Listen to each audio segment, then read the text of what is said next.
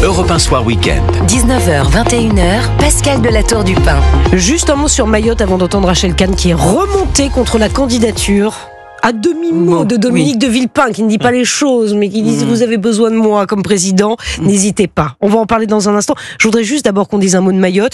Jean-Luc Mélenchon qui estime que encore dans la polémique qui a été rendue, que la population, je lis son tweet, le cyclone frappe Mayotte de plein fouet, une population rendue vulnérable et abandonnée et soumise à une terrible épreuve. Le pouvoir méprisant et incapable, occupé par son nombril, n'a rien prévu ni organisé.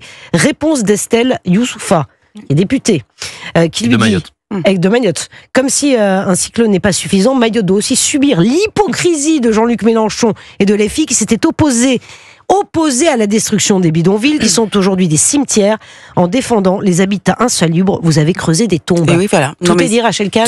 Tout est dit. Jean-Luc Mélenchon, ça fait partie de cette méthode mais catastrophique et toujours dans la haine, toujours à pointer du doigt, notamment l'homme blanc de plus de 50 ans, alors que bon, il ferait bien de se regarder dans la glace. Par ailleurs, oui, absolument. et c'est un homme blanc et de pointer du doigt l'État, de pointer du doigt l'Europe. Il connaît tout mieux que personne et il connaît tout mieux que les personnes qui sont nés à Mayotte. Ils ont fait la même chose, LFI, sur la question de l'Algérie avec Boaleb Sansal. Ils font la même chose avec les Juifs. Enfin, ils ont en fait cette idéologie délétère qui se cogne toujours sur le réel. Non, mais alors, Jules Torres. Ce qui est dingue, c'est où en est Jean-Luc Mélenchon. C'est-à-dire que même sur un désastre avec des morts, avec des images qui heurtent et qui choquent tout le monde, Jean-Luc Mélenchon, il arrive à nous faire une petite polémique, une basse polémique, qui n'est pas du tout de son niveau, parce que en réalité, Jean-Luc Mélenchon est quelqu'un de très intelligent. Donc, Rachel l'a plutôt très bien dit. Il fait ça parce qu'il sait, il charrie certaines. Il est dans sa stratégie populiste, sa stratégie de bordélisation. C'est plus à l'Assemblée nationale, c'est sur les réseaux sociaux. Et je vais vous dire. À cause, c'est la faute du gouvernement, ce cyclone. C'est la faute du gouvernement, ces rafales de vent à 226 km de faire ça. Évidemment que c'est honteux. Évidemment que Jean-Luc Mélenchon heurte. Évidemment qu'il choque. Là, je me mets à la place de tous les Mahorais qui, à mon avis, sont très choqués par ce genre de propos. D'autant plus que c'est factuellement faux. L'État français a réagi. Sébastien Lecornu, Bruno Retailleau, François Bayrou sont actuellement en réunion de crise en dessous, dans le sous-sol du ministère de l'Intérieur. Ils ont envoyé des avions, des frégates, un hélicoptère, du fret humanitaire, plus de 300 militaires et sapeurs-pompiers. Donc on peut pas dire que l'État ne fait rien. Et même à l'époque, Darmanin était parti faire aussi... Oui, non, mais vous avez raison. Voilà. Et on attend la prise de parole d'ailleurs de François Bayrou que nous écouterons en direct évidemment sur Europe 1 dès que cette réunion de crise interministérielle sera terminée. On saura plus sur ce que va faire la métropole. Une vive pensée pour nos concitoyens qui vivent ce soir quand même une situation catastrophique. Une situation épouvantable. Évidemment, nous suivrons ça. Un mot. Alors, je vais donner la parole à mon ami Rachel Kahn. Ne vous tute pas. Surtout pas, Jules Torres. Alors écoutez, Dominique de Villepin, invité de l'émission C'est l'Hebdo, hier. Il est beaucoup invité sur le service public. Oui, ce soir, pardon, excusez-moi. En fait, le teasing est sorti avant. Voilà. Qui a été publié, donc ce teasing de Dominique de Villepin. Ça a été publié en fait sur les réseaux sociaux avant. C'est pour ça que je me perds dans les dates. L'émission a duré là. Voilà, c'est pour l'émission. Exactement, donc c'est maintenant. Dominique de Villepin qui n'exclut pas de se présenter à la présidentielle dans le cas d'une élection anticipée, si jamais Emmanuel Macron était contraint de démissionner. Dominique de Villepin, je rappelle, 71 ans, plusieurs fois ministre, notamment Matignon, bien sûr, 2005-2007. Il s'était présenté à l'élection présidentielle de 2012, mais il avait dû se retirer parce qu'il n'avait pas eu assez de parrainage, exactement, de signatures.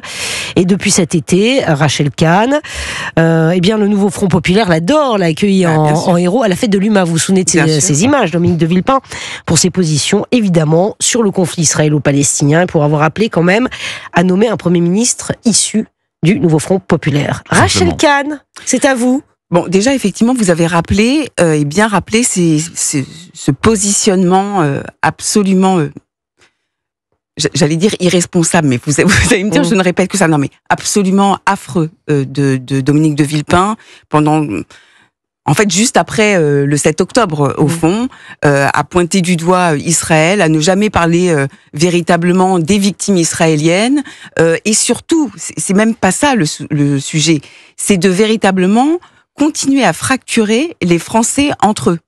Par rapport à cette histoire. Et effectivement, il est devenu l'égérie de LFI dans un temps record.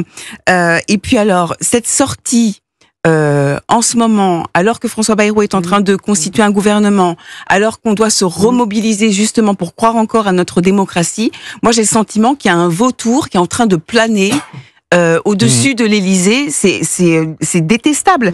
Et puis d'annoncer cette candidature, par ailleurs, je pense pas que ça plaise véritablement à Jean-Luc Mélenchon. Ouais, il l'annonce pas, mais il l'exclut plutôt. Mais moi, Jules Torres, quelqu'un dont Aymeric Caron dit qu'il a été un excellent et qu'il serait un excellent ministre des Affaires étrangères. Oui, bon, ça. Eh bien, ça me fait un petit peu sourire. Aymeric Caron qui n'est pas très modéré. On peut dire les choses comme ça. Absolument. Jules Torres. En réalité, depuis le 7 octobre 2023, Dominique de Villepin est devenu le chouchou de la France insoumise, le chouchou de la gauche, le chouchou du nouveau Front populaire. Il n'est pas du tout dans une posture gaulienne, hein, lui qui se défend, dit qu'il est un fidèle héritier du général de Gaulle. Je suis pas tout à fait sûr que sa ligne correspond aujourd'hui à ce que pourrait prétendre un ancien Premier ministre de droite. Donc voilà, il est en train d'être dans une déchéance, il n'est plus du tout au niveau de ce qu'il a été, et voilà, il est condamné à être le parangon de la gauche, le cador de la gauche. Mais je peux vous dire, moi j'ai interrogé beaucoup ses anciens collègues issus de la droite, issus des Républicains, avec qui même il a été au gouvernement, et ils sont très déçus du parcours aujourd'hui de Dominique de Villepin. Dites-moi, il carbure à quoi, Dominique de Villepin? Qu'est-ce qu'il veut? Il veut être carbure à quoi, ça je sais pas. Président? Il cherche quoi? Alors, non, mais il doit chercher quelque chose, pardon. Il fera un super Premier ministre de Jean-Luc Mélenchon. Ah! Mais enfin, vous vous rendez compte, ouais. Non, et en revanche, sur cette présidentielle, ça pourrait être intéressant quand même parce que il n'est pas non plus tout à fait sur la même ligne. Il faut être honnête. C'est pas du tout un communautariste. Il est pas du tout sur la fibre, vous savez, décoloniale. Woke, qui peut être celle de la France insoumise. Donc à ce titre-là, ça pourrait être une bonne option pour la gauche. On parlait tout à l'heure d'Olivier Faure. Je pense qu'aujourd'hui, il n'a plus rien d'un républicain au sens des républicains, les LR, Dominique de Villepin, mais il aurait toute sa place au Parti socialiste ou à la France insoumise. Ouais, incroyable. Il a jamais été élu quand même, Dominique de Villepin. Non, il a jamais été élu. Non, mais il a toujours roulé pour quelqu'un. Oui, c'est ce qu'il explique d'ailleurs. Il a roulé pour Jacques Chirac. Et puis quand il est parti, il est parti notamment aussi parce que c'était l'ennemi public et intime de Nicolas Sarkozy. Ils se sont fait la guerre pendant des années et voilà, c'est Nicolas Sarkozy qui a gagné cette bataille. Mais c'est vrai que de voir un ancien Premier ministre qui d'ailleurs nous coûte très cher, je crois que sur votre plateau il y a 2-3 semaines on avait parlé des privilèges coûteux 197 000, un petit peu plus. 197 539 euros par an nous coûte-t-il, sachant que juste après Bernard Cazeneuve. Juste après, c'est monsieur Cazeneuve qui a la palme. Et ce qui était intéressant, c'est de voir que il a quand même une retraite. Une retraite d'ancien Premier ministre, c'est beaucoup. Non, mais je crois qu'il gagne sa vie encore aujourd'hui, non? Il gagne sa vie puisqu'il touche de l'argent, notamment de pays du Golfe, pour des relations internationales qui d'ailleurs sont complètement à mettre en corrélation avec ses prises de position depuis le 7 octobre 2023 et notamment sur la question du conflit israélo-palestinien. Que dire de plus sur Dominique de Villepin, si ce n'est qu'il est très décevant pour les électeurs de droite, ses anciens amis de droite, et qu'il aurait en effet toute sa place à la France insoumise ou à gauche. Bon, je le dois, il ne fait pas partie du nouveau gouvernement, ça je pense qu'il y a peu de chance, n'est-ce pas? Non, il y a peu de chance. Quoique ça pourrait être la surprise. Ça pourrait être la surprise. En tout cas, pas aux affaires étrangères. Vous croyez qu'on aura quand ce nouveau gouvernement? Allez. Ça peut durer très longtemps, on peut même l'avoir après Noël. Ah ouais. Oui, bien sûr. Mais ça prend beaucoup de temps, il y a des équilibres politiques à respecter. Michel Barnier, il avait mis plus de 2 semaines pour nommer, mais ça, c'est sûr, pour nommer le sien.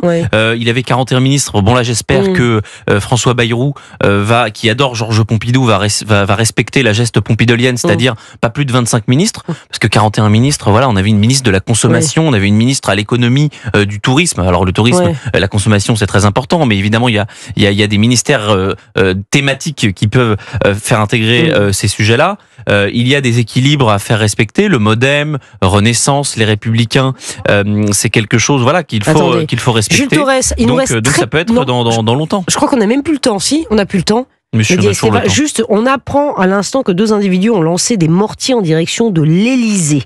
Les effectifs de la 41 sont intervenus et ont interpellé un des individus. L'autre est en fuite et recherché actuellement dans le secteur des Champs-Élysées. On va revenir sur cette